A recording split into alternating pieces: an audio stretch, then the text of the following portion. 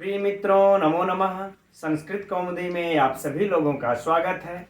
मित्रों, हम लोग राजस्थान लोक सेवा आयोग अर्थात आरपीएससी सेकेंड ग्रेड शिक्षक भर्ती के पाठ्यक्रम के अनुसार प्रत्यय का अध्ययन कर रहे हैं और इस प्रत्यय में हम लोग कल की कक्षा तक तव्यत और अनियर प्रत्यय का अध्ययन कर चुके हैं, सिद्धि के साथ, वाक्य प्रयोग के साथ। अब मित्रों हम लोग आगे बढ़ते हैं यत, क्यप और यत प्रत्यय।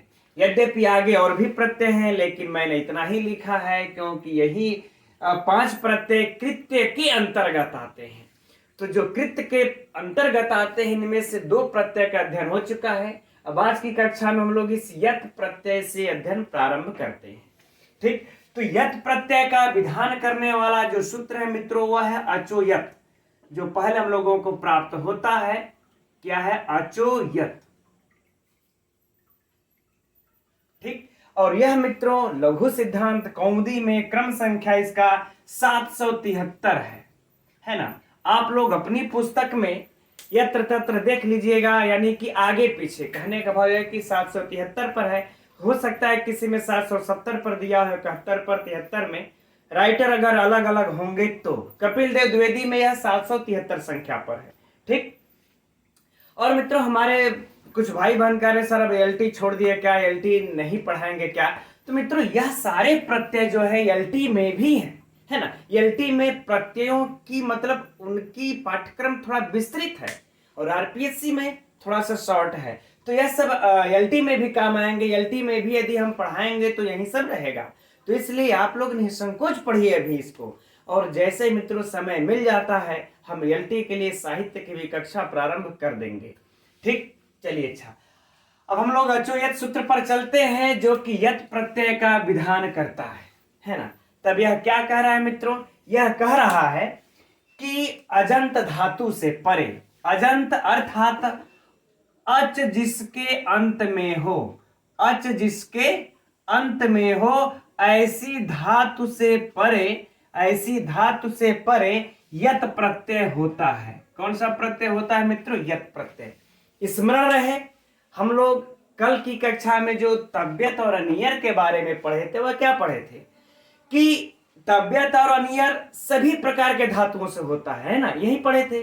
लेकिन यह यत प्रत्यय के लिए कंडीशन रखा गया, इस यत प्रत्यय के लिए, कि अच जिसके अंत में होगा उसी से यह यत प्रत्यय होगा, हल जिसके अंत में होगा नहीं। यद्यपि मित्रों आगे और भी कंडीशन को बढ़ाएंगे, लेकिन जो पहला सूत्र है यत का हम लोगों के लिए विधान करने वाला लघु सिद्धांत कौमुदी में अचोयत। ठीक, तो यह बातें समझ में आ गई। यानी जो भी धातुएं होंगी अच यदि अंत में है तो उस धातु से यत प्रत्यय होगा।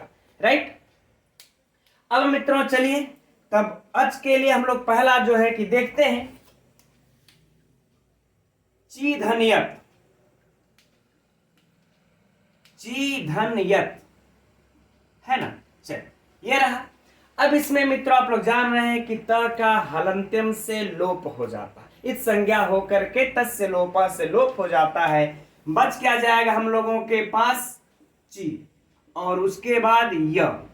राइट, अब मित्रों प्रश्न अच्छा है, एक बार दिमाग में आप लोगों को इतना तो आप लोग नोट कर लीजिए मित्रों कि महर्षि पाणिनि ने किसी भी प्रत्यय में ये जो इत संज्ञा करते हैं, इत संज्ञा करके लोप करते हैं, उन चाहे धातु में भी हम लोग देखते हैं ना।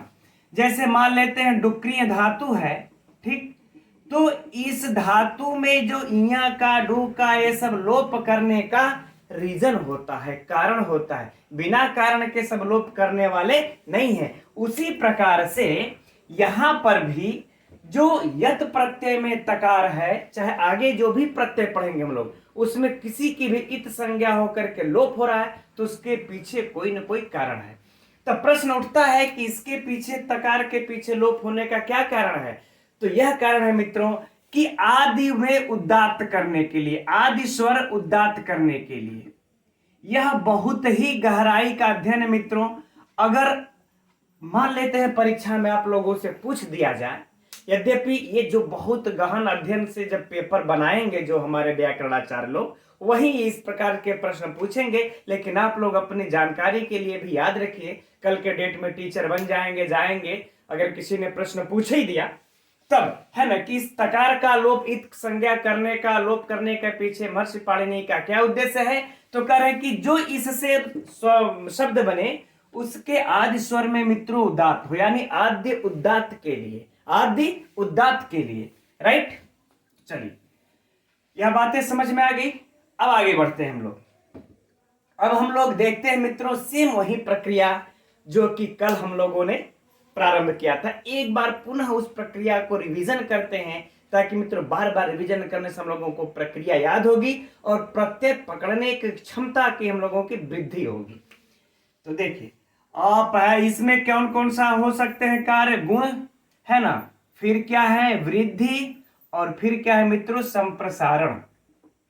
ठीक, यही कार्य होंगे, है ना। कोई भी प्रत्यय लगेगा तो यही तीन कार्य हो सकते हैं, या तो गुण, या तो वृद्धि, या तो संप्रसारण। तो फिर से हम लोग मित्रों अपने दिमाग को लगाते हैं और देखते हैं कि क्या संप्रसारण हो सकता है यहां पर, है ना। तो कह रहे हैं कि संप्रसारण में जो निश्चित धातुएं और कित पित होने पर ही संप्रसारण होगा मित्रों। तो न तो यह कित है ना ही पित है, तो संप्रसारण नहीं होगा, है ना। अब रही बात वृद्धि की, तो वृद्धि भी मित्रों कब होती है?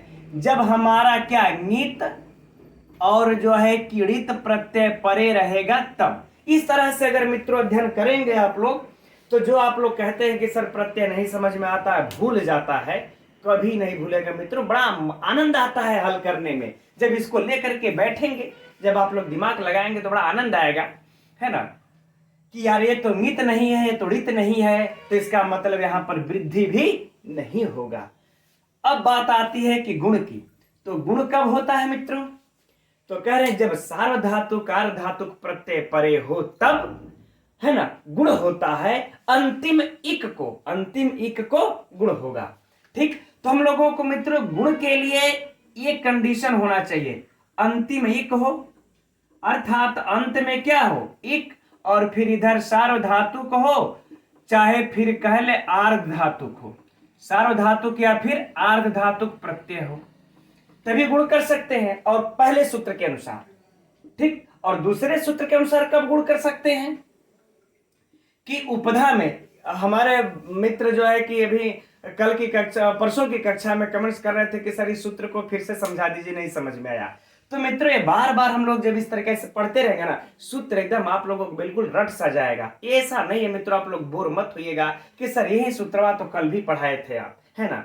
तो मित्रों हो सकता है कोई देखिए एक बार में कैच कर लेता है, कोई बार बार में कैच कर पाता है, पकड़ पाता है।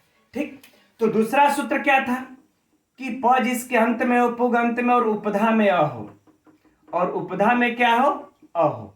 ठीक, तो तब जो है कि इधर सार्वधातुक अर्धातुक हो तो अरे उपधा में लघु हो, उपधा में क्या हो, लघु हो, है ना, पुगंत लघुपधस्य। तो और इधर सार्वधातुक अर्धातुक प्रत्यय रहेगा तो गुण होगा, है ना। तो हम लोगों को प और लघु उपधा वाला तो नियम दूसरा वाला सूत्र का मित्रों लागू नहीं होगा।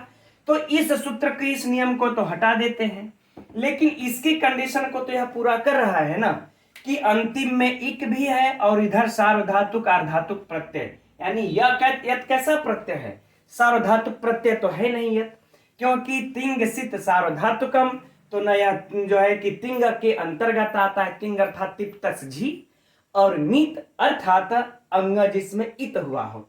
तो यह सार्वधातुक तो नहीं है, लेकिन अर्धातुक प्रत्यय तो है, तो अर्धातुक प्रत्यय है।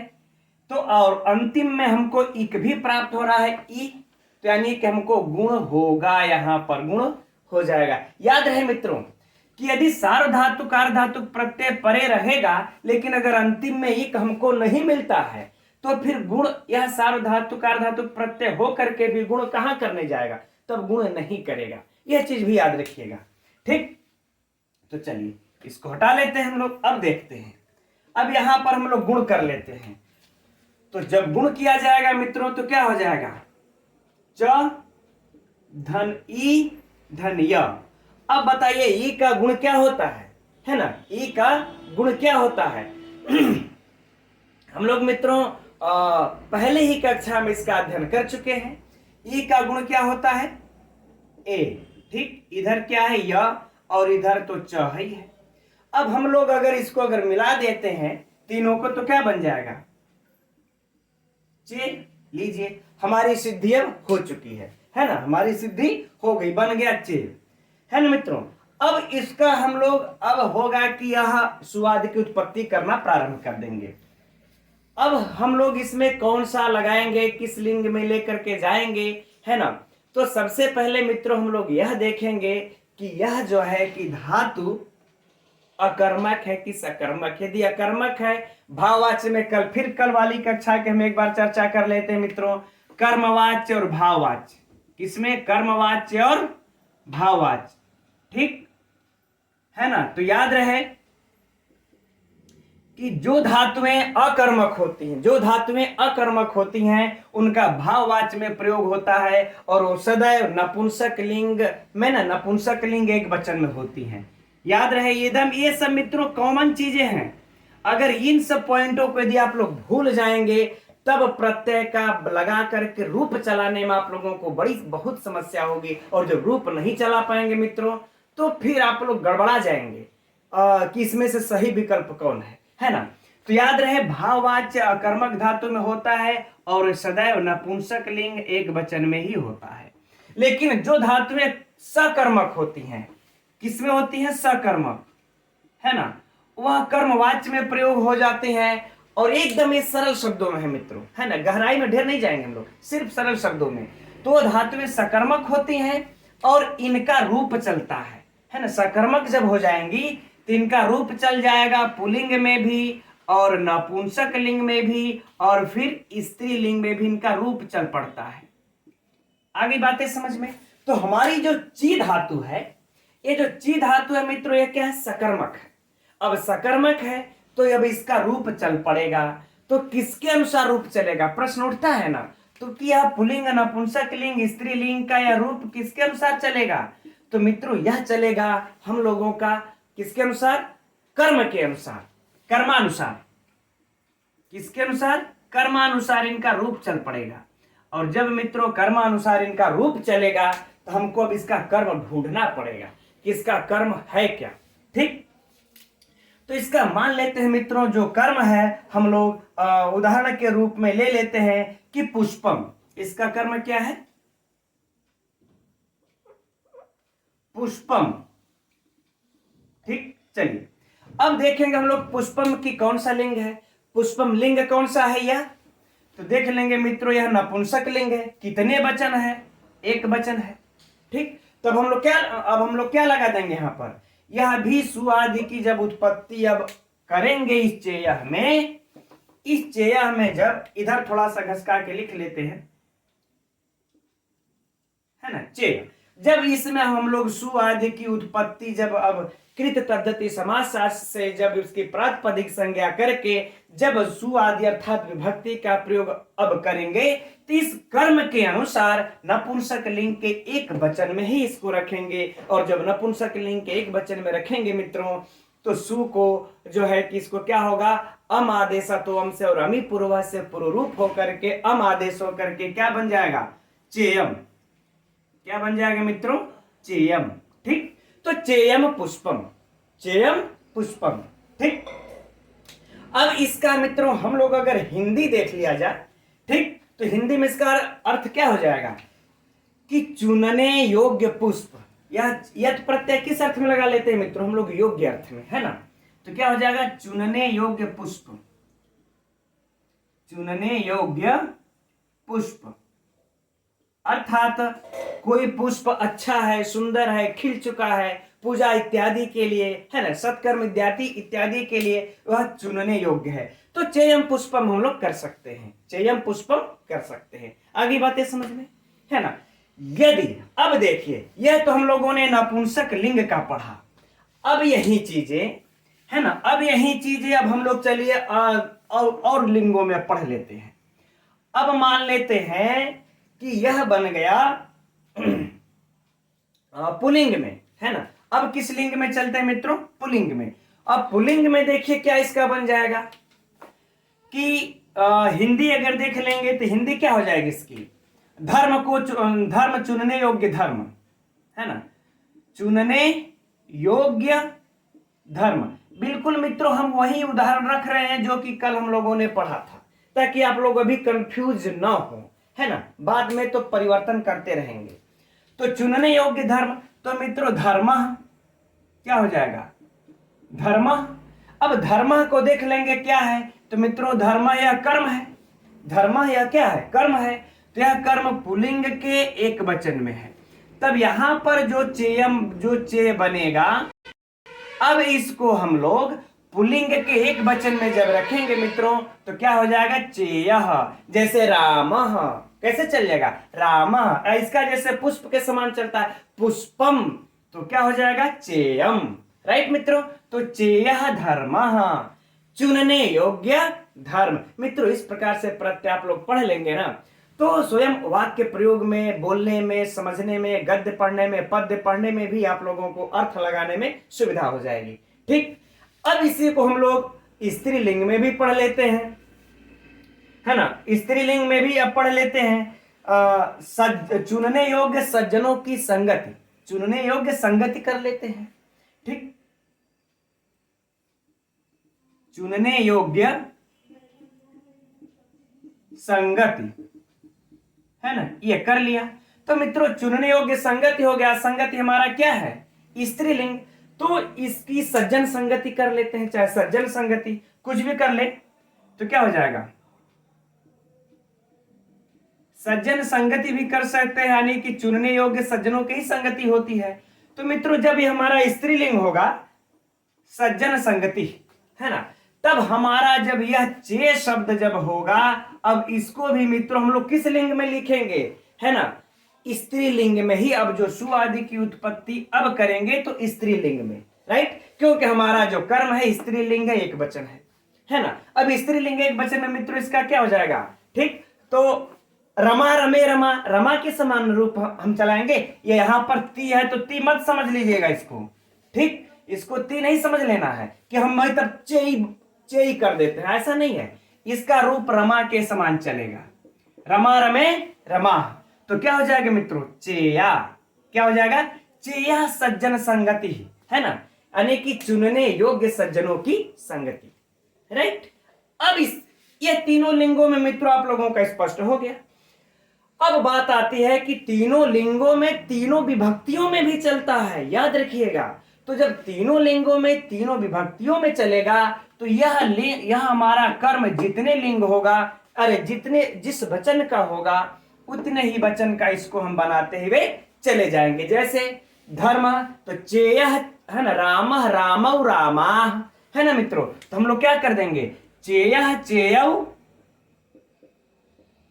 चेयौ, चेयाः, है ना, ये रूप चला देंगे, है ना। अगर मान लेते हैं कि चुनने योग्य दो धर्म, तो है ना, तो धर्मौ चेयौ, धर्मौ चेयौ, ठीक।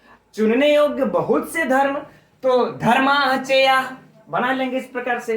मित्रों कहीं भी आप लोगों को समझने में, हम समझते इस प्रकार से कोई अशुद्धि, कोई त्रुटि नहीं होगी। राइट मित्रों, तो ये देखिए हम लोग योग्य के अर्थ में लगा लिए थे, है ना। अब हम लोग थोड़ी सी चर्चा मित्रों यहीं पर कल की भी कक्षा की ये कर लेते हैं, तो जो आप लोगों के मन में जो भ्रांतियां होंगी वो समाप्त हो जाएंगी। कल हम लोगों ने क्या पढ़ा था, एधितव्यम, है ना, एधितव्यम, ये तो यही ना,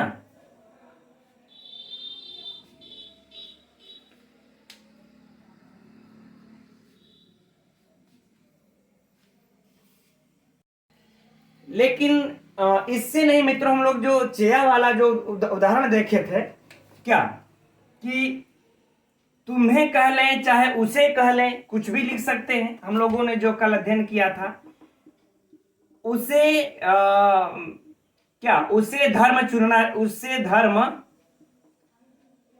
चुनना चाहिए, चुनना चाहिए। राइट मित्रों, यही था। हिंदी में हम लोगों ने कल जो अध्ययन किया था, देखिए यहां पर चुनना चाहिए है और यहां पर मित्रों चुनने योग्य है ना। तो जब योग्य की बात आएगी तो हम लोग यत् प्रत्यय लगा लेंगे, है ना, कि धर्मः चेयः, है ना। लेकिन जब चुनना चाहिए, उसे धर्म चुनना चाहिए, तब ये मित्रों हम इसलिए ये बता रहे हैं आप लोगों को, क्योंकि अनुवाद करना हो संस्कृत से हिंदी में या हिंदी से संस्कृत में तो सुविधा होगी। तो हम लोग क्या लिख देंगे इसको, तेन तेन धर्मः तब्यत, तब्यत नहीं होगा, चेतव्य, चेतव्य है ना, तेन धर्मः चेतव्य, ठीक, उसे धर्म चुनना चाहिए, हो गया आराम से, है ना। तो जब चेतव्य लगा देंगे मित्रों तो चुनना चाहिए, चाहे तुम चुन सकते हो, और यह योग्य अर्थ में। अब बात आ जाती है कि कहीं कहीं मित्रों ऐसा नहीं है कि ये चुनना चाहिए, कहीं कहीं एक सूत्र आता है ना, वासरूप विधि, वासरूप विधि, उसके अनुसार यह विकल्प से भी लगते हैं। खैर इन सबों को छोड़ दीजिए, है ना, बस आप लोग इतना ही याद रखिए कि जब हम लोगों को याद रहे कि जब उसे धर्म चुनना चाहिए तो हम लोग तब्यत लगा देंगे, है ना, चेतव्य बना लेंगे, और वह धर्म चुनने योग्य है। जब योग्य की बात आती है तो हम लोग क्या चीज लगा लेंगे, चेय लगा लेंगे, ना, यत प्रत्यय लगा लेंगे। आ गई बातें समझ में, आप लोगों को अर्थ भी समझ में आ गया मित्रों, अब यह रूप भी समझ में आ गया।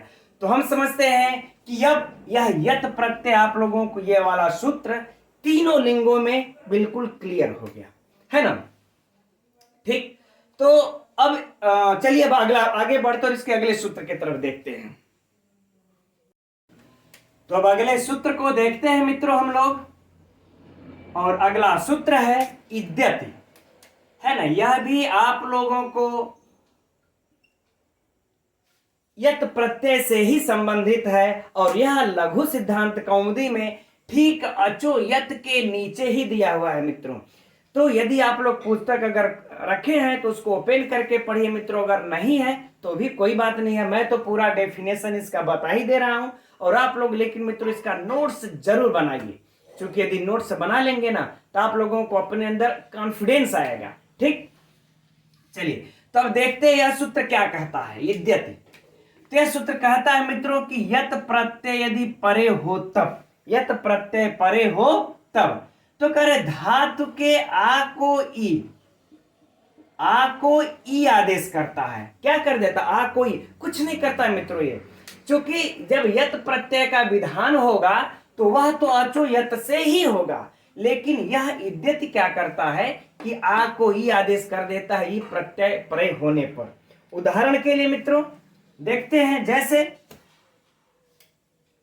कि आप लोगों के पुस्तक में दिया होगा दा धन यत, है ना, राइट।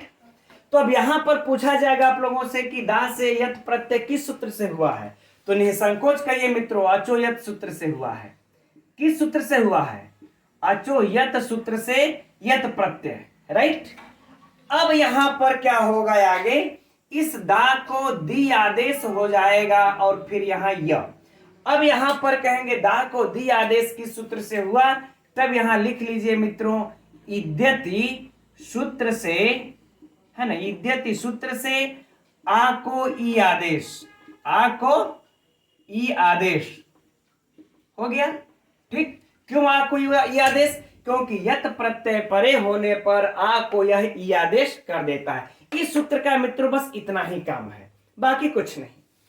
अब आगे बढ़ते हैं, तो मित्रों अब यह यत कैसा प्रत्यय है, आर्ध धातुक, है ना, तब हो जाएगा कि आर्ध धातुक प्रत्यय परे रहते, प्रत्यय परे होने पर क्या हो जाएगा, गुण, प्रत्यय परे होने पर गुण, किसको गुण, ई को गुण, तो ई को गुण हो जाएगा मित्रों, तो क्या हो जाएगा, दे धन या, और फिर क्या बन जाएगा, दे, ठीक, बन गया दे। अब मित्रों बाकी सब प्रक्रिया सेम उसी प्रकार से हम लोग लगा लेंगे, अर्थात कि यह पुल्लिंग, नपुंसक लिंग और स्त्रीलिंग, जैसा कर्म वैसा इसका काम। तो यदि हम लोग अब देख लिया जाए, चलिए नपुंसक लिंग ही पहले देखते हैं, नपुंसक लिंग, पुल्लिंग और फिर स्त्रीलिंग, ठीक। तो नपुंसक लिंग में इसका क्या बन जाएगा, देयम, और पुल्लिंग में देयः, और फिर स्त्रीलिंग में देया।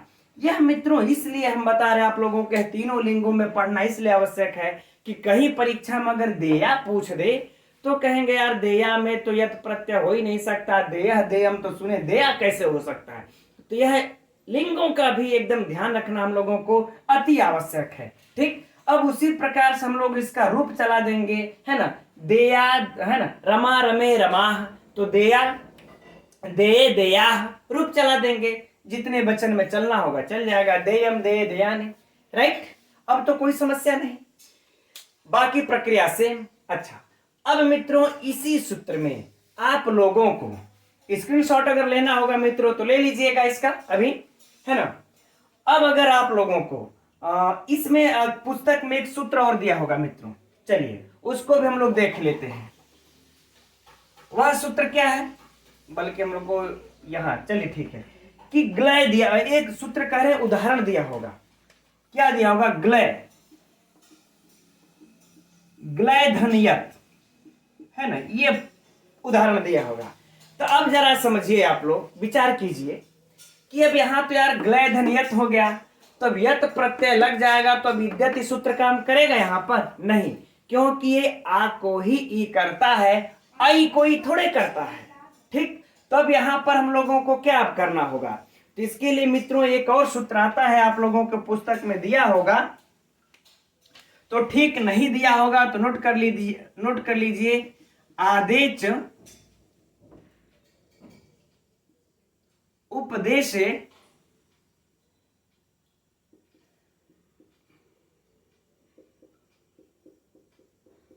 आदेश उपदेशीय सीति, है ना। इस सूत्र के अनुसार इस ग्लय को क्या हो जाता है, आ आदेश हो जाता है। क्या आदेश हो जाता है, आ आदेश। ठीक, तो हो जाएगा ग्लाधनियत, ग्लाधनिय, है ना।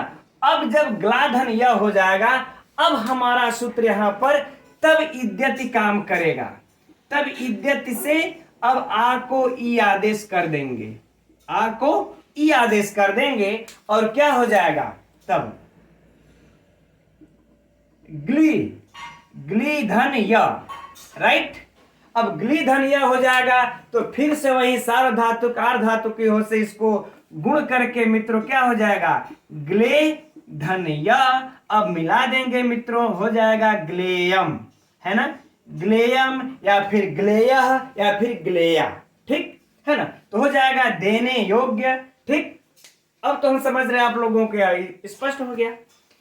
यह मित्रों इसलिए पढ़ना आवश्यक है कि ग्लय से अगर यत आप लोगों को परीक्षा में आ जाए कि ग्लय धन यत क्या होगा, तो आप लोग अब दूसरे ही दिशा में ये चले जाएंगे, है ना। तो अगर इस प्रकार से इसको पढ़े रहेंगे तब यह समझ में आ जाएगा कि नहीं यार इसका ग्लेयम बनता है, और आदेश उपदेश सीति और इद्यत इस प्रकार से सूत्र काम करता है, राइट मित्रों। तो हम समझते हैं यह भी प्रत्यय आप लोगों को स्पष्ट हो गया है।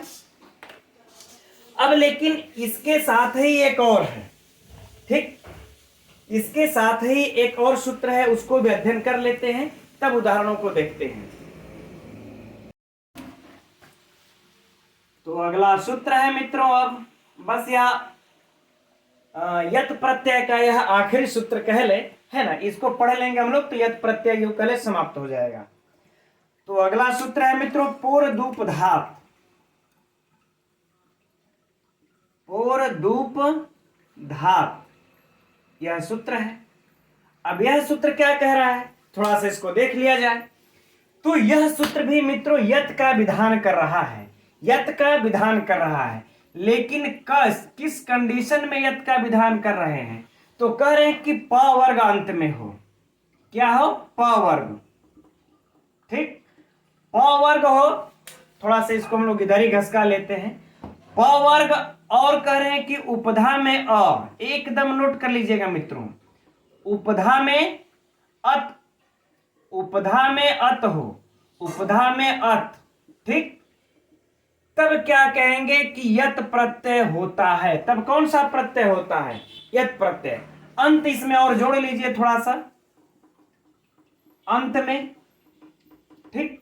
अब क्या हो जाएगा कि धातु के अंत में, यदि धातु के अंत में प वर्ग हो और उपधा में अत हो तब यत प्रत्यय हो जाता है, राइट मित्रों। फिर से यहां पर समझ लीजिए कि जो अचोयत सूत्र था, यह वाला अचोयत, तो इसने यह विधान किया कि अजंत अर्थात अच जिसके अंत में हो ऐसी धातुओं से यत प्रत्यय होता है, लेकिन यह आकर के कह दिया भाई अच तो है ही होगा, ठीक है, लेकिन आप ऐसे धातुओं से भी यत प्रत्यय लगा दीजिए जिसके अंत में प वर्ग हो, लेकिन कंडीशन रखते हैं प वर्ग और अंत में उपधा में अत हो, तभी आप लगाएंगे यत, अन्यथा नहीं लगाएंगे। ठीक मित्रों, अर्थात यूं समझ लें कि आप शप है ना, शप ये यहां पर देखिए प है ना, लभ, ऐसी धातुओं से आप यत प्रत्यय लगा सकते हैं, ऐसी धातुओं से यत प्रत्यय लगा सकते हैं। देखिए यहां पर प है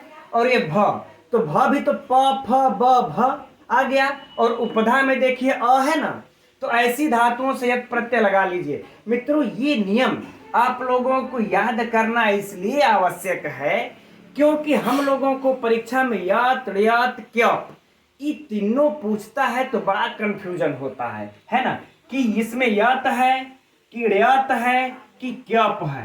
ठीक, क्योंकि तीनों में य बचता है, तो हम लोग कंडीशन जब जानते रहेंगे यार इस प्रकार के धातु से यत लगता है, र्यत नहीं लगता। यद्यपि मित्रों ये वाला जो सूत्र है यह र्यत का अपवाद है, इसका अपवाद है ना, वो हम लोग अभी आगे देखेंगे, है ना, र्यत के प्रत्यय की जब बारी आएगी तब, है ना। तो जब ये कंडीशन याद रहेगा तभी तो हम लोग जान पाएंगे यार ये लब है, शप धातु है, तो र्यत प्रत्यय तो हरगिज नहीं हो सकता है, क्योंकि हमने पढ़ रखा है पोर दूप धात। तो मित्रों परीक्षा में बारीकी से अगर गहराई से अध्ययन पूछता है तो उस क्वेश्चन को कॉन्फिडेंस के साथ कंफर्म हल करने के लिए आप लोगों को ये सूत्र और ये अंतर याद रखना पड़ेगा, है ना। अब तो लभ और शप जैसी धातुओं से यत होगा, लेकिन वहीं अगर वच कह दे तो क्या वच से होगा, उपधा में अ है लेकिन यहां पर प नहीं है, तो वच जैसी धातुओं से नहीं होगा। आ गई बातें समझ में, ये कंडीशन। तो चलिए उदाहरण देख लेते हैं मित्रों। अब हम लोग इसका वच लिखा गया, शप क्या है, शप का देख लेते हैं, शप धन यत। ठीक मित्रों, कहना सोचना समझना कुछ नहीं है, अब ये तो बिल्कुल सरल है, शप धन य, है ना। तब हम लोग देख लेंगे कि गुण वृद्धि इत्यादि कार्य हो रहा है कि नहीं हो रहा है। ठीक, तो गुण वृद्धि के कार्य में जब इधर हम लोग आएंगे मित्रों, तो वृद्धि संप्रसारण होना नहीं है, वृद्धि और संप्रसारण तो होना नहीं है। क्या होना है, ले दे के गुण है, गुण ही है जो कि हो सकता है, क्योंकि यह अर्धातुक प्रत्यय है। लेकिन गुण कब होता है, अंतिम इक को ना, अंतिम इक को गुण होता है। ठीक, तो यहां पर अंतिम इक तो है ही नहीं, तो गुण कहां से करने जाएंगे, है ना, तो ये तो गुण होगा ही नहीं होगा। ठीक, तो अब इसका हम लोग गुण करने से रहे नहीं, तो अब हम लोग छोड़ देते हैं इसको, है ना, इसको हम लोग छोड़ देते हैं। लेकिन मित्रों आप लोगों के दिमाग में दूसरा सूत्र भी चलता होगा, फिर से थोड़ा सा इसको विस्तृत थोड़ा सा समय लेकर के इसको समझ लेते हैं कि पहला जो गुण करने का सूत्र था सार्वधातुक आर्ध धातुकयोः, ये था ना। ठीक, तो इससे तो गुण यहां पर होने से रहा नहीं, क्यों, क्योंकि अंतिम इक को ही गुण करता है, तो अंतिम में इक है ही नहीं। अब बात कर लेते हैं दूसरा वाला सूत्र मित्रों, जो हम लोग पुगंत लघुप धस्य पढ़े थे, पुगंत लघुप धस्य जो पढ़ रखे थे, यह भी तो था, यह भी तो गुण कर रहा था। और इसका कंडीशन क्या था कि प हो, अंत में क्या होना चाहिए, प होना चाहिए, और उपधा में क्या होना चाहिए। तो हम लोग अब थोड़ा सा अंत में यहां पर जब प आ गया है तो इस सूत्र की चर्चा करना आवश्यक है कि नहीं है, आवश्यक है ना। तो यहां पर जो प आ गया है तो उपधा में, लेकिन उपधा में क्या होना चाहिए, ई उ और री, इन्हीं को यह गुण करेगा और बाकी सबको नहीं करेगा। तो यहां पर उपधा में ई उ री है ही नहीं, तो गुण कहां किसको करने जाएगा, है ना।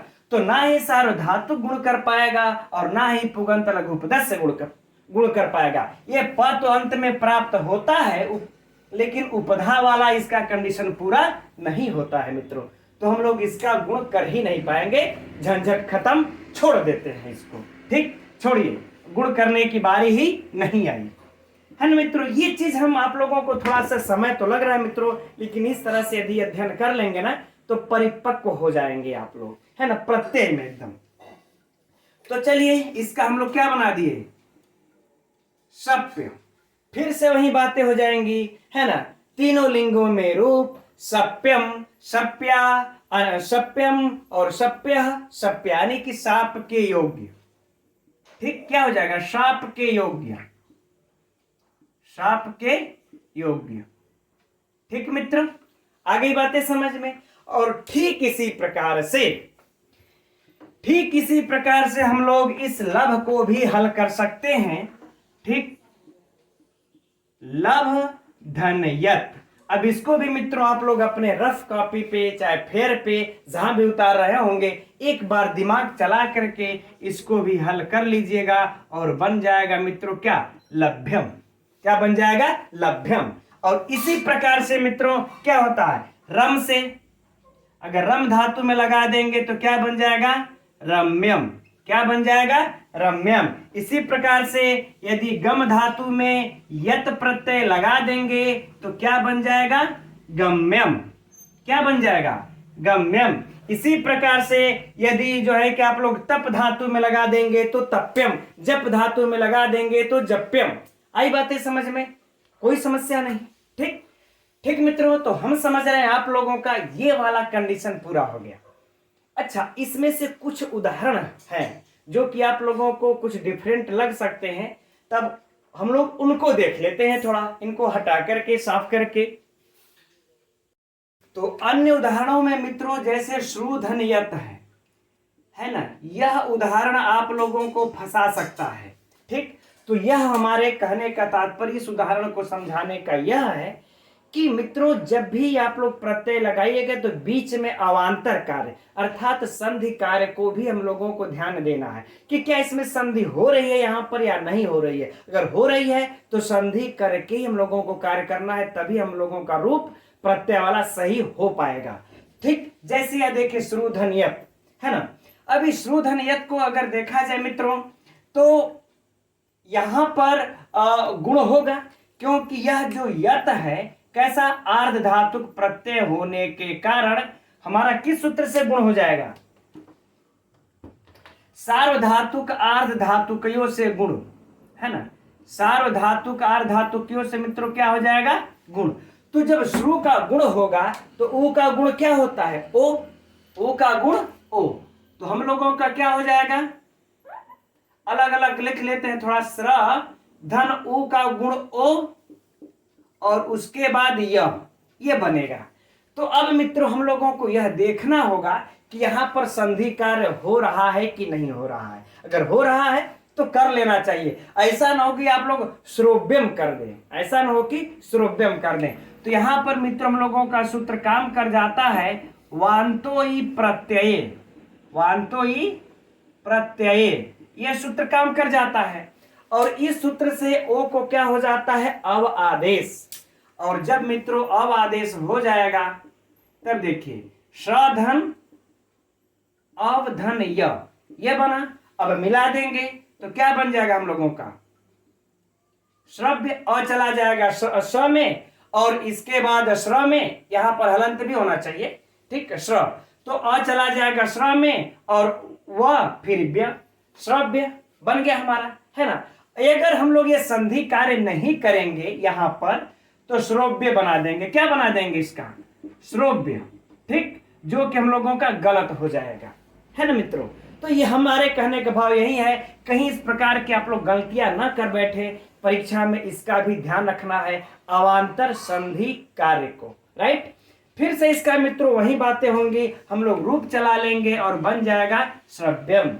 इसी प्रकार से मित्रों पूधनियत, अगर पूधनियत है ना, पूधनियत अर्थात तो इसका भी क्या बन जाएगा, पव्यम। क्या बन जाएगा, पव्यम। इसका गुण करके पोव्यम नहीं बनाना, अर्थात पवित्र करने योग्य, श्रव्यम अर्थात सुनने योग्य, है ना मित्रों। अब इसी प्रकार से इसके अन्य भी उदाहरण हो जाएंगे। चलिए एक दो उदाहरण और भी लिख लेते हैं, जैसे निधनियत है ना, निधनियत क्या बन जाएगा मित्रों? नेयम। क्या बन जाएगा? नेयम। जी धन यत क्या बन जाएगा? जेयम, है ना? क्या बन जाएगा? जेयम। इसी प्रकार से मित्रों अगर जो आकारांत वाले में जो हम लोग पढ़े थे तो क्या हो जाएगा? पाधनियत, है ना? पाधनियत, पाधनियत क्या बनेगा? है ना? पेयम। क्या बन जाएगा? पेयम, है ना? अब हा धनियत हेयम। धा धनियत, धा धनियत क्या बन जाएगा? धेयम, है ना? धा धनियत धेयम। और हा धनियत हेयम, हा धनियत हेयम, है ना मित्रों? तो ये सब अन्य उदाहरण हो गए, ठीक, जो कि आ को ई आदेश हुआ था इद्यति सूत्र से, तो यह भी ध्यान में रखना होगा। राइट मित्रों? और बाकी उसका रभ्यम लभ्यम हम लोगों ने देख ही चुका है। तो 3 सूत्रों का अध्ययन रहा मित्रों हम लोगों का इस यत प्रत्यय से। तो हम समझते हैं अब आप लोगों को यत प्रत्यय क्लियर हो गया होगा। राइट? अब हम लोग चलते हैं अगले प्रत्यय की तरफ, कैप की तरफ। तो यह रहा मित्रों अगला सूत्र, एतिस्तु शास व्री द्री जुषः क्यप। यह किसका विधान कर रहा है मित्रों? क्यप प्रत्यय का विधान कर रहा है ना। अब इस प्रत्यय की बारी है। हम लोगों ने यत तक तो अध्ययन कर लिया, ठीक, अब क्यप की बारी है। और मित्रों यह सूत्र जो है आप लोगों के लघु सिद्धांत कौमुदी में जो अभी हम लोग सूत्र अध्ययन के पूर्व उपधान उसी के जस्ट नीचे दिया होगा, आप लोग उसको देख सकते हैं। राइट? अब चलिए देखते हैं कि सूत्र कहता क्या है ना? तो यह सूत्र कह रहा है मित्रों, देखिए, एति धातु को लिख लेते हैं, एति, इस्तु, फिर शास, है ना? इसके बाद क्या कह रहे हैं कि व्री, और फिर कहते हैं कि द्री, और फिर कहते हैं जुष। ठीक, इतनी धातुएं हैं मित्रों। इतनी धातुओं से क्या कहते हैं कि क्यप प्रत्यय होता है। क्यप प्रत्यय का विधान कर दिए। राइट? तो चलिए बाकी अब उदाहरणों में यहां पर देखते हैं, है ना? तो उदाहरण है मित्रों इसका, हम लोग पहले एति से सबका उदाहरण देखेंगे, लेकिन पहले एति से हम लोग प्रारंभ करते हैं। एति अर्थात मित्रों इण धातु, इण गतव अर्थ में। ठीक, तो हम लोग इण गतव अर्थ में, तो यहां पर मित्रों जो इण धातु होती है इसका ड़ का इत संज्ञक होकर के लोप हो जाता है, और क्या बचता है? सिर्फ हम लोगों का ई ही बचता है। ईधन क्यप, ईधन क्यप। आ गई बातें समझ में ना? चलिए, तो क्यप जो बचता है, तो अब यहां पर मित्रों थोड़ी सी हम लोग चर्चा कर लेते हैं इस क के इत संज्ञा पर और प का इत संज्ञा, क्योंकि इसमें भी क्या बचता है? ठीक, ईधन य, यही ना बचता है। और इस क का किससे लोप हो जाता है? इस क का किससे इत संज्ञक होकर के लोप होगा? लशक व तद्धिते से।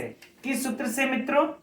लशक व तद्धिते से। इस सूत्र से इत संज्ञक होकर के तस्य लोप से लोप, और प का हलंत्यम से।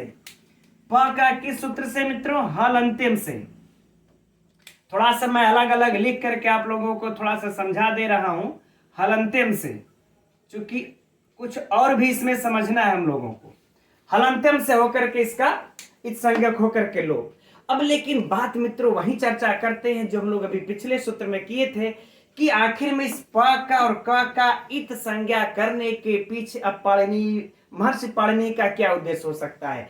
एक चीज मित्रों आप लोग अपने दिमाग में एकदम बैठा लीजिए कि जब भी प्रत्यय में इत संज्ञा करते हैं तो इस तरह से नहीं है, कोई ना कोई उसका उद्देश्य जरूर है। ये अन्यथा हम लोगों को कैप में भी यह प्राप्त होता है, यत में भी नहीं। तो दिमाग लगा के आप लोग थोड़ा सा ध्यान देकर के इसको सोचिए ना, कि चाहे हम लोगों का क्यप हो, चाहे ण्यत हो, और चाहे फिर यत हो, है ना, सब में क्या बचता है? या और या, सब में तुम लोगों को या ही बचता है।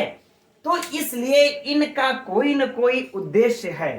तो अब यहां पर क्या उद्देश्य है तो देखते हैं। यहां पर मित्रों इनका उद्देश्य यह है कि जब कित हो जाएगा, यह का इत जब यह होगा, तो जब कित हो जाने के कारण यहां पर गुण और वृद्धि का निषेध, गुण वृद्धि का निषेध, एकदम आप लोग नोट भी कर लीजिएगा मित्रों इसको, ठीक, कि कित होने का अगर परीक्षा में पूछ देगा आप लोगों से इस प्रकार से कि क्यप प्रत्यय में क को इत करने के क्या कारण है, तो गुण और वृद्धि का निषेध, ठीक।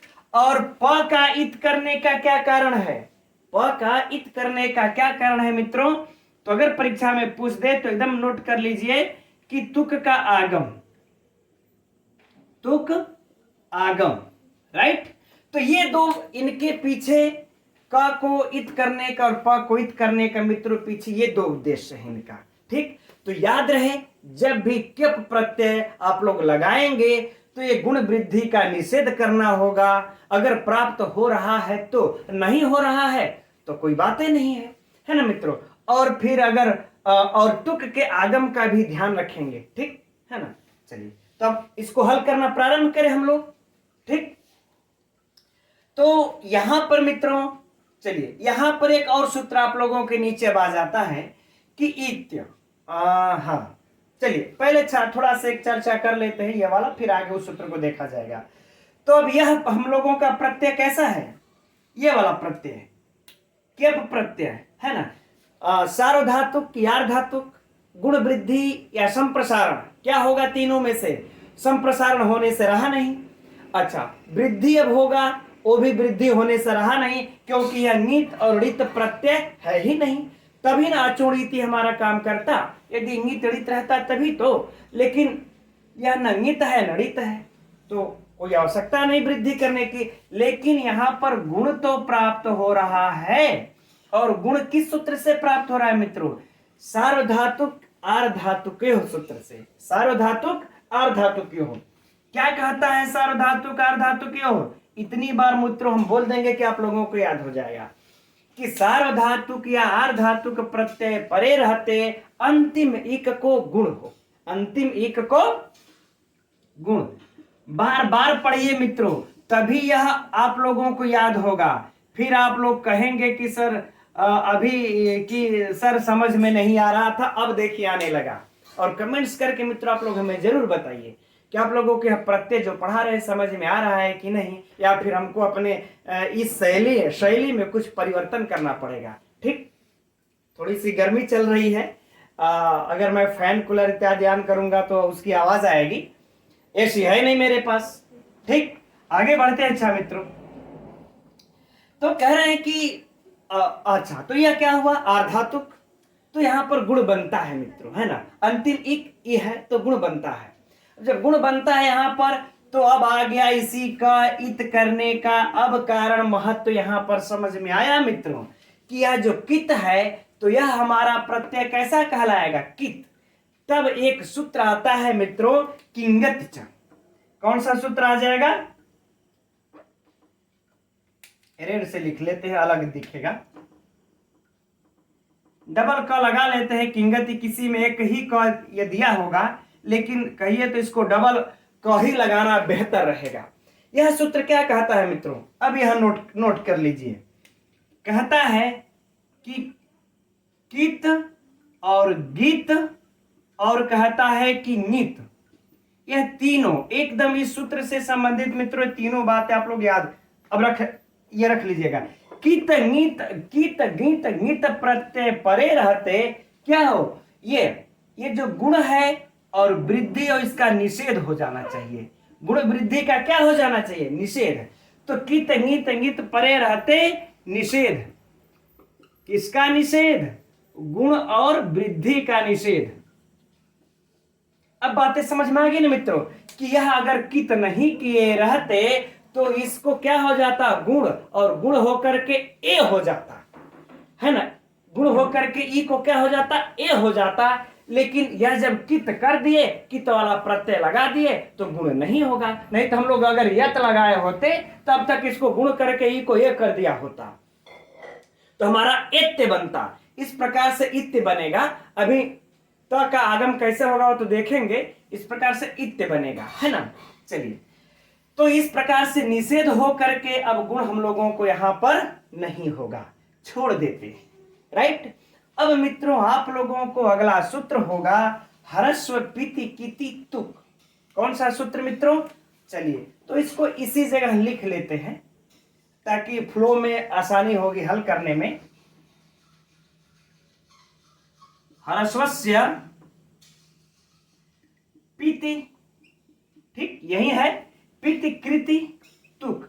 अगला सूत्र होगा मित्रों, इसको आप लोग एकदम आराम से समझ लीजिएगा। यह सूत्र अगला है, यह क्या कहता है? यह कहता है कि ह्रस्व होना चाहिए। इसके कंडीशन को भी समझिए, ऐसा नहीं है कि हर जगह तुक का आगम इस सूत्र से हम कर देंगे। इसके कंडीशन को समझिए।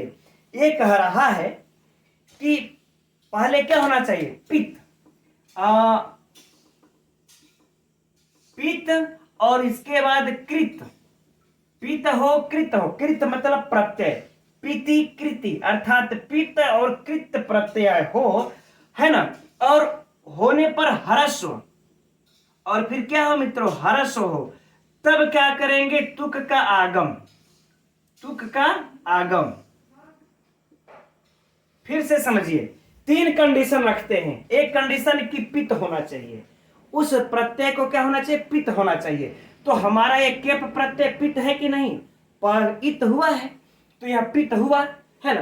तो इसकी महत्ता है मित्रों, जब प इत हुआ है तो तुक का आगम करने के लिए हुआ है ना। तो अगर ये प इत नहीं हुआ होता तो हम लोग इसमें तुक का आगम नहीं कर पाते और ईय बन जाता। क्या बन जाता? ईय, है ना। तो देखिए यह पित्त होना चाहिए, तो हमारा एक कंडीशन पूरा, राइट, प इत है। दूसरा कि यह कृत का होना चाहिए। क्या होना चाहिए? कृत।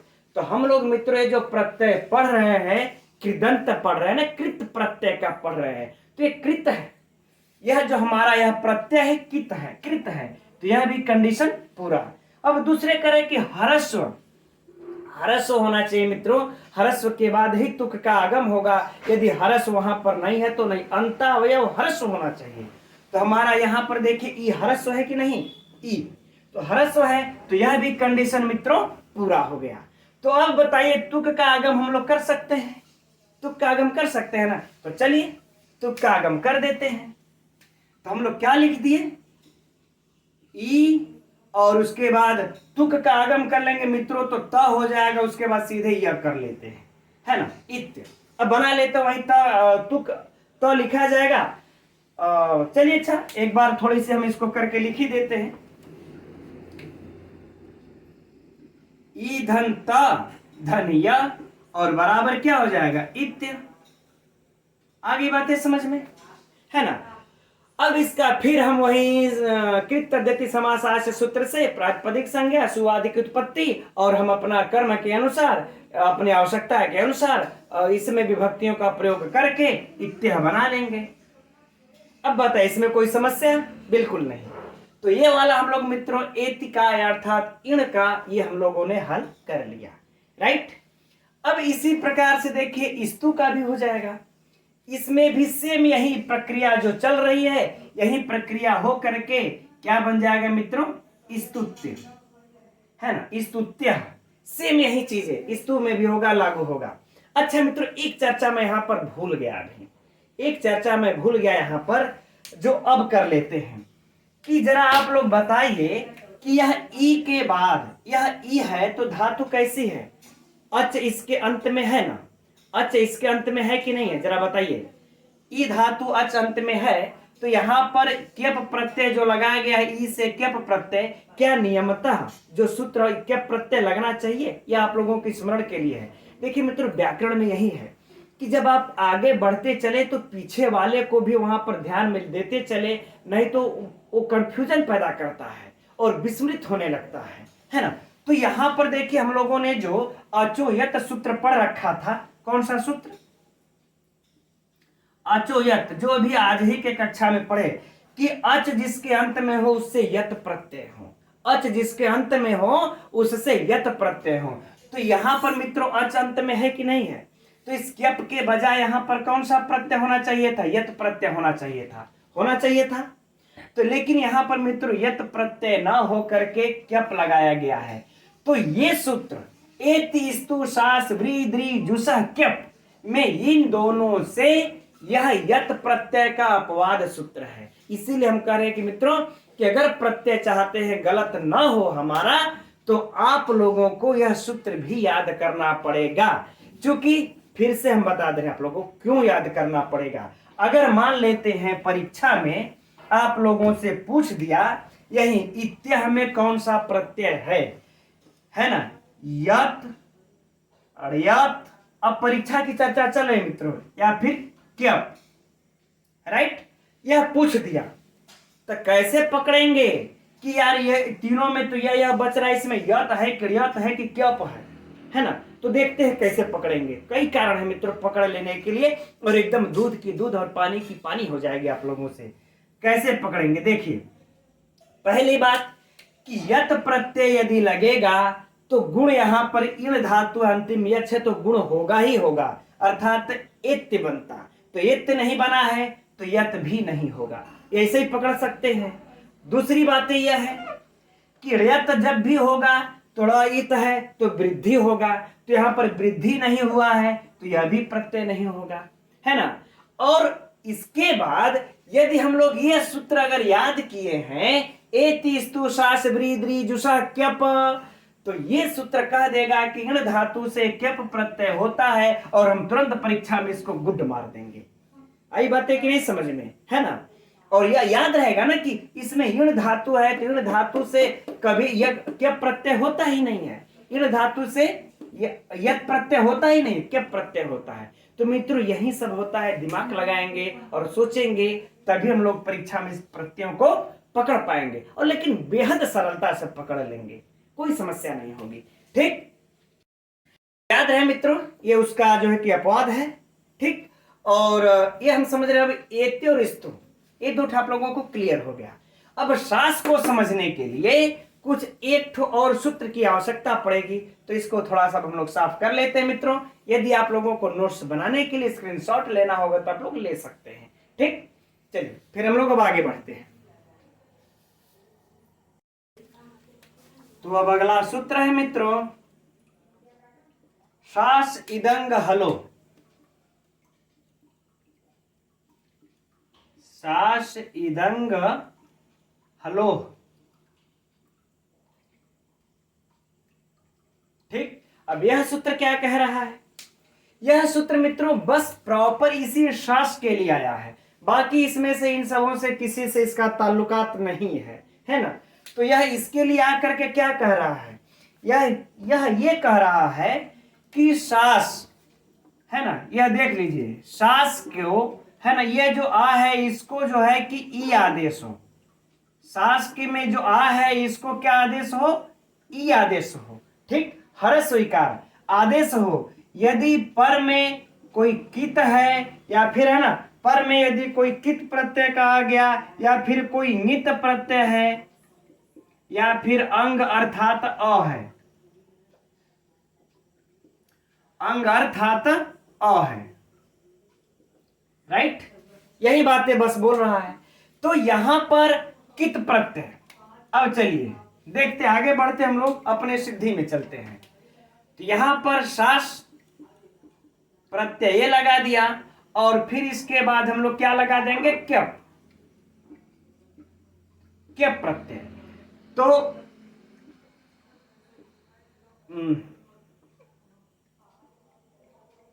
सास धन यह। अब मित्रों यह क इत हुआ है तो हमारा यह कित प्रत्यय है कि नहीं है, तो इसी शास इदंग हलो सूत्र से इसको ई आदेश हो जाएगा, है ना। इसको क्या आदेश हो जाएगा, शास धातु के आ को ई। ठीक, आ को ई आदेश। अब आ को जब ई आदेश हो जाएगा तो क्या हो जाएगा हम लोगों का,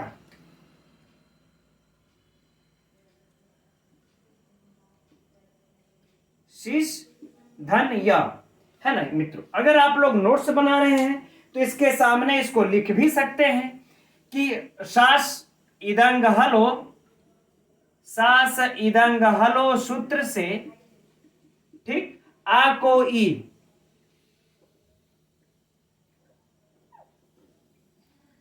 सूत्र से आ को ई यहां पर लिख सकते हैं, आ को ई हो गया। अब यहां पर मित्रों एक सूत्र और आवश्यकता आन पड़ती है इसको शिष्य बनाने के लिए, है ना। अब वह क्या बनाने के लिए आवश्यकता आन पड़ सकती है, वह सूत्र है कि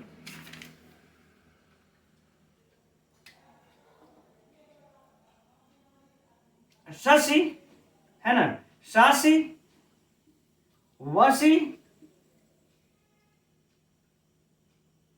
ठीक, एक मिनट, घसीनाम, ठीक है ना मित्रों। थोड़ा सा जल्दी जल्दी में मेरी राइटिंग थोड़ी सी इधर हो जा रही है, लेकिन याद कर लीजिए, शासी वशी घसीनाम च, ये सूत्र आ जाता है।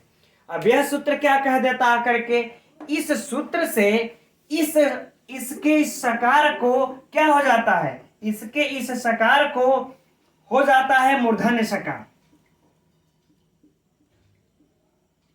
शीर्ष धन या, और मित्रों हम लोग बना लेते हैं और बन जाता है शिष्य।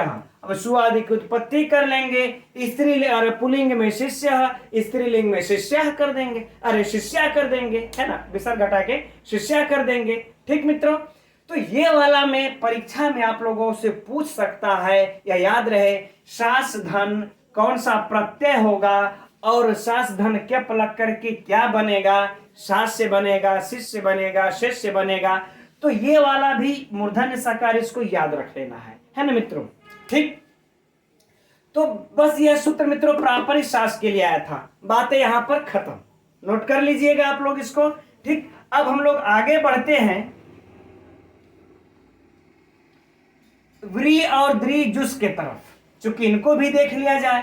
तो मित्रों इस सूत्र में कुछ विशिष्ट, अब आगे के उदाहरणों में कुछ विशिष्ट है नहीं। ठीक, अब कुछ विशिष्ट है नहीं, बस फटाफट इस प्रकार से देख लेते हैं। अगर व्री से क्यप प्रत्यय लग करके, अब बाकी मित्रों आप लोग अपने अभ्यास कार्य में, यूं कह ले कि अभ्यास कार्य में इसकी सिद्धि कर लीजिएगा, है ना, बाकी सेम प्रक्रिया होगी। ठीक, क्या बन जाएगा, वृत्त्य।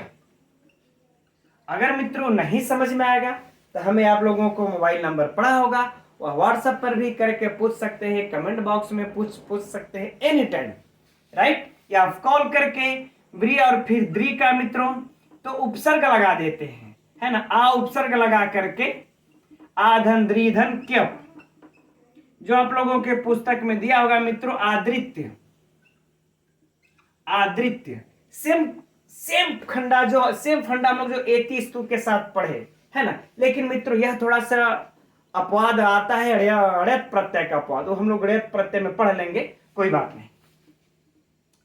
अब आगे क्या है, जुस, जुस धन क्यप बराबर जुष्य, क्या बन जाता है मित्रों, जुष्य आदित्य, वृत्त्य अर्थात वर्ण करने योग्य, आदृत्य अर्थात आदर करने योग्य, और जुष्य अर्थात मित्रों सेवन करने योग्य, अर्थात सेवन करने योग्य। तो ये रहा। तो मित्रों ये वाला सूत्र से ये क्या इतना प्रत्यय लोग हल आप कर लिए। एक सूत्र में और क्या प्रत्यय लगता है उसको भी हम लोग देख लेते हैं, है ना, उसको भी देख लेते हैं पहले। तो अब अगला सूत्र है मित्रों मृजेह विभाषा, अर्थात मृजेर विभाषा। ठीक, अब यह सूत्र क्या कहता है यह भी देख लेते हैं। यह भी मित्रों क्यप प्रत्यय का विधान कर रहा है, लेकिन किस कंडीशन में कर रहा है, तो कह रहा है कि मृज धातु हो, मृज धातु से क्यप प्रत्यय जो है कि विकल्प से हो, विभाषा अर्थात विकल्प से, विभाषा अर्थात विकल्प से हो। तो एक पक्ष में क्यप होगा, और जब क्यप नहीं होगा मित्रों तो कौन सा प्रत्यय हो जाएगा, अड़यत, जो कि हम लोगों को आगे अध्ययन करना है। ठीक, तो जब अड़यत अध्ययन करना होगा तो क्या बनेगा वो तो तब देखा जाएगा। फिलहाल क्यप का विधान हुआ तो क्यप का अध्ययन चल रहा है, इसे देख लिया जाए, है ना। तो उदाहरण में देखते हैं मित्रों, मृज धन क्यप, राइट, कप के इत संज्ञा क्या हो गया, मृज धन य। अब मित्रों यहां पर आप लोग बाकी सेम कंडीशन वही वाला हल होगा जो हम लोगों ने करते आए हैं। ठीक, गुण है ना, गुण होगा, यहां पर यह है तो अर्धातुक प्रत्यय तो गुण होना है, लेकिन यहां पर क कित होने के कारण गुण का निषेध, किस सूत्र से गुण निषेध है? किंगति च सूत्र से, किंगति च सूत्र से गुण का निषेध हो गया। ठीक, अब रह गई बात प की। प जो इत हुआ मित्रों, ये दोनों चीजें क्यप, जब भी आप लोग क्यप प्रत्यय लगाइएगा तो गुण का निषेध पर ध्यान दीजिएगा, और इसके बाद प इत होना है तो तुक के आगम पर, है ना। एक गुण पर ध्यान दीजिएगा, एक तुक के आगम पर, दोनों पर। तो तुक का आगम भी नहीं होगा, क्यों नहीं होगा? तो कह रहे भैया तुक का आगम पित तो है, सही है, लेकिन अंतावय इसका ह्रस्व होना चाहिए। यहां हमको अंता जो दिख रहा, तो कहां से तुक का आगम होगा? होना ही नहीं है, तो तुक का भी निषेध, जाने दीजिए, बवाल खत्म। ठीक, तो चलिए अब हम लोग इसको मिला देते हैं, बन जाएगा मित्रों मृज्य। क्या बन जाएगा? मृज्य। अब हम लोग इसको क्या करेंगे? सुवादि की उत्पत्ति अब कर लेंगे। ठीक, और सुवादि की उत्पत्ति करके कर देंगे मृज्य, अर्थात साफ करने योग्य। क्या हो जाएगा मित्रों? साफ करने योग्य, साफ करने योग्य हो गया, राइट। ठीक, अब एक बार विकल्प से मित्रों जब ऋत प्रत्यय लगेगा तो अब आज की कक्षा में यहीं तक रहने देते हैं। अब ऋत प्रत्यय में चूंकि आगे इसका रि हलोड़ियत भी सूत्र होगा तो यह भी पढ़ना होगा, तब उसको कल की कक्षा के लिए रहने देते हैं, और आज की कक्षा में यहीं तक, चूंकि समय भी काफी हो गया। तो मित्रों आप लोगों को प्रत्यय समझ में आ रहा है या नहीं आ रहा है, एक बार आप लोग कमेंट्स करके अवश्य बताइए। यदि नहीं आ रहा होगा मित्रों तो मैं दूसरी भी विधि अपनाऊंगा। और अच्छा एक बात है और, यदि आप लोग, और कहीं ऐसा तो नहीं मैं बहुत लंबे में लेकर के जा रहा हूं, अगर शॉर्ट में पढ़ना चाहते होंगे तो भी ये बताइएगा। क्योंकि मित्रों मैं इस प्रकार से इसलिए हम पढ़ा देते हैं कि इस तरह से पढ़ लेने से मित्रों आप लोगों को बिल्कुल एक याद हो जाएगा, और कंफ्यूजन फिर पैदा नहीं होता है कि यार यहाँ पर मार्ग कैसे हो रहा है, मृज्य कैसे हो रहा है ना, ये सारी बातें हैं। ठीक है मित्रों, और हमारे कुछ भाई बनकर हैं कि सर एलटी का और साहित्य, तो देखते हैं मित्रों, थोड़ा सा समय मिलने दीजिए तो फिर उसका भी अध्ययन प्रारंभ करते हैं। ठीक है मित्रों, नमो नमः।